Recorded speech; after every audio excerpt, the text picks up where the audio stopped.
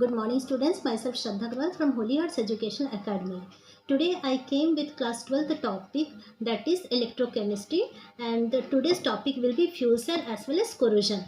In my last video I have told you about the primary batteries as well as secondary batteries, and in today's topic we are going to deal about the fuel cell as well as corrosion. So fuel cell. Coming to the topic, fuel cell which convert the fuel, that is convert the chemical energy of a fuel directly into the electrical energy, is known to be fuel cell. And in this fuel cell, either you can use the hydrogen oxygen fuel cell or you can use the hydrocarbon oxygen fuel cell also. So fuel cell, what is a fuel cell? Convert chemical energy of a fuel directly into the electrical energy. So coming to the first cell, that is going to be hydrogen oxygen fuel cell. In this cell you can see that here there are three compartments. In the first compartment hydrogen gas is passed. In the second compartment oxygen gas is passed, whereas the middle section is filled with the electrolyte which can be sodium hydroxide or potassium hydroxide. You are going to use two porous electrode which is made up of graphite. Now during the cell reaction at anode, 2 hydrogen gas plus 4 OH minus ion, that is hydroxyl ion, react to form water molecule by losing 4 electron. As it has released 4 electron, the process is known to be oxidation, and oxidation is carried out the anode. Now at cathode, oxygen gas plus water molecule will gain 4 electron and get converted into hydroxyl ion. So as it is going to gain electron, the process is known to be reduction and it is carried out at the cathode. When we are going to write down the overall cell reaction, you can see that 4 OH minus ion from the reactant side as well as 4 OH minus from the product side is cancelled out. Similarly, 4 electron from the reactant side as well as 4 electron from the product side is cancelled out, and the overall cell reaction come to be 2H2 plus O2 give you 2 water molecule. This hydrogen oxygen fuel cell is very efficient cell. It produces very high amount of energy, hence it is used in Apollo space program. As well as the byproduct, which is water, is used by astronauts for the drinking purpose. Hence this hydrogen fuel cell is used in a space program. How can you calculate the efficiency of a fuel cell? Efficiency of a fuel cell is equal to del G upon del H into 100. What is del G? That is the standard Gibbs free energy. What is del S? That is the enthalpy, change in enthalpy. So by this method efficiency of fuel cell can be calculated. Generally efficiency of fuel cell is calculated to be near about 60 to 70%. After then the second topic will be corrosion. Corrosion, you know very well. Corrosion, it is a slow eating of metal surface in the presence of air and moisture, is known to be corrosion. You can see many examples of a corrosion. The first example of a corrosion is the rusting of iron, which is the most common one. The second is the green patches over the copper article. Third example of corrosion is the blackening of silver article. These are all the example of corrosion. Corrosion is a slow eating up of metal surface in the presence of air and moisture, due to which a new chemical compound is formed. We cannot say that in corrosion only one type of compound is formed. It depends upon the metal. So we are going to take out corrosion of iron. Corrosion of iron, from this topic a question is generally asked, why corrosion of iron is known to be electrochemical cell. I have told you earlier only, for an electrochemical cell, the three things is required. The first one is required to be anode, cathode as well as electrolyte. And when we are going to learn about the mechanism of the reaction, cell reaction, we will come to know that in this particular corrosion of iron, all the three things are present. Hence, it is known to be electrochemical cell.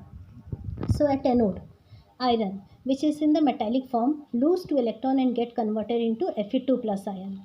At cathode, atmospheric moisture. Okay, moisture combined with carbon dioxide to form carbonic acid. We know that as it is a carbonic acid, it will release hydrogen ion as well as carbonate ion. Similarly, water also has a tendency to dissociate into H plus ion as well as OH minus ion. This H plus ion will gain 1 electron and get converted into half H2. Similarly, total there are 4 H plus ions. So 4 H plus ion will gain 4 electron and get converted into 2S2. You can see that in the first equation 2 electron is released. As 2 electron is released, the process is known to be oxidation, which is carried out at the anode. In the second, here 4 electrons are going to be gained. That is, as 4 electrons are going to be gained, the process is known to be reduction. and it is carried out at the cathode. And when we are going to write down the net reaction, F2Fe plus ion react with atmospheric oxygen in the presence of 4H plus ion to get converted into Fe2 plus ion plus 2 water molecule. Later on, this Fe2 plus ion get converted into Fe3 plus ion by losing one electron. This Fe3 plus ion react with atmospheric oxygen as well as moisture to form a rust, and chemically rust is Fe2O3.XH2O. Its chemical name is hydrated ferric oxide. Similarly, when copper is going to be rusted, they are going to form copper carbonate as well as copper hydroxide. When silver is going to be rusted, it is going to form a black color compound that is known to be AgS, that is silver sulfide.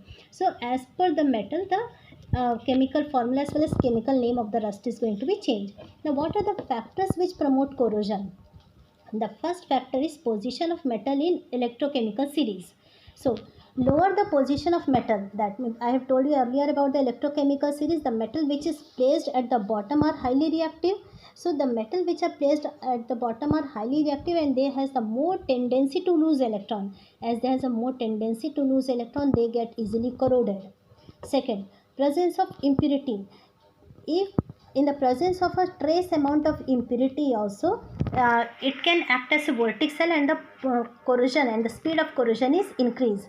For example, pure iron never rust, but impure iron rust. Now, presence of electrolyte.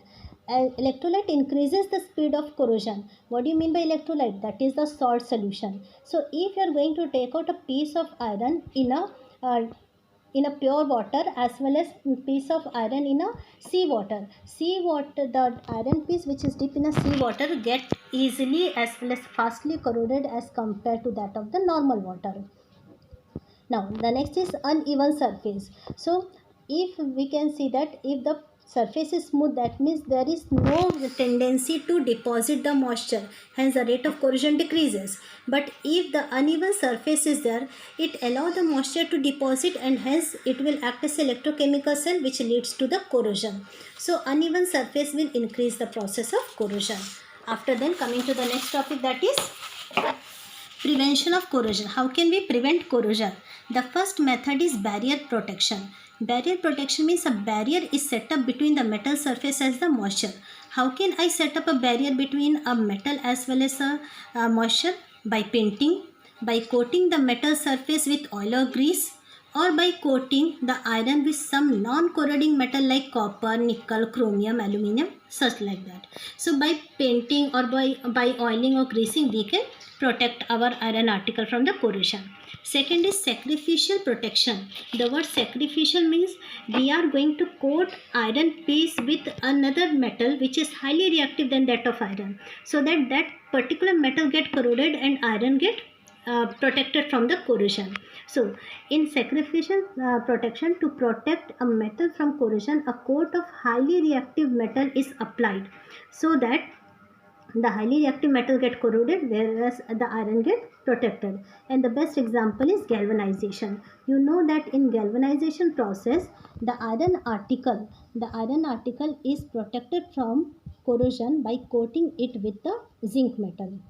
Next is by using anti-rust solution. What do you mean by anti-rust solution? It is the alkaline solution of some phosphate or chromate salt at a, which act as a anti-rust solution. Suppose you are going to take out a piece of iron and you are going to put into the alkaline, that means sodium hydroxide solution, which is made up of sodium phosphate. So a thin layer of this particular anti-rust solution get deposited over the iron article which protect it from the corrosion. Last is electrical protection. It is just similar to that of the sacrificial protection. Here the this electrical protection method is generally used for the submerged material like the ship and submarines which are going to be formed. So here the exposed surface of iron is protected by connecting it with a more active metal like magnesium or aluminum, so that the iron is going to be protected, but at the same time magnesium and aluminum get corroded, which is similar to that of the sacrificial protection. So here the students, the topic of fuel cell as well as corrosion is completed. Now prepare the notes of this topic as well as learn the chemical reaction based upon the different type of cell. Thank you.